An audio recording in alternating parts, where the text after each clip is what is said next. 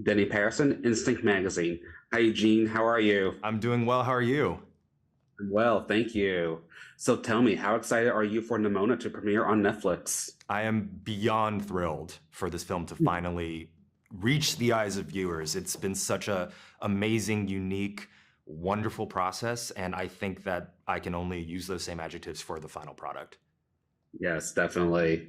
Now, you've been in a couple of film and TV projects here and there, and Mhm. we know you for your LGBTQ activism and being with the Try Guys. Is this your first major voiceover role? It is, yeah. I dip my toes in with a Star Wars episode, but outside of that, no. This is the first time that I've been like a lead character in such a large production. Awesome. So, what did you want to bring to Ambrosia's Golden Loin, and how did you want to approach this character? I was directed in a really great way by Nick and Troy to remember that bringing my personal perspective, especially as a gay Asian man, to the character was kind of like the heart and soul of the approach. And so that was a big thing. I always joke now that some people say, well, how were you able to make his conversations with Ballister so authentic? And I said, I just talked to him like I was talking to my boyfriend. Like yelling at him was like me having a fight with Matt because Matt is not right all the time, even though he thinks he's right. And it's so frustrating. So, plenty of experience. Lots of experience. I hope he doesn't see this. Love it, love it. Now, Nimona has some very strong LGBTQ plus themes, and with so much anti-LGBTQ legislation, hate, and discrimination, how important and timely would you say this film is?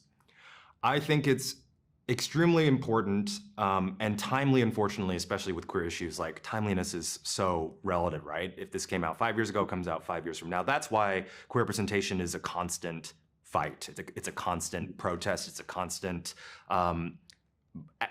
acts of bravery to put yourself out there. And I think that's Yeah. always going to happen, whether it's today or it's in 100 years. But at this moment where everything is so hyper polarized, this is really just speaking to everyone who needs it. And I think a lot of families are going to enjoy it. But if there's one kid who watches it who needs to see someone like Nimona and have that person be directly spoken to, then I think the job is done. Yes, definitely, Yeah. definitely. And what else do you ultimately hope audiences take away from Nimona? Gosh, I hope they like it. I hope they think it's funny. I think it's hilarious.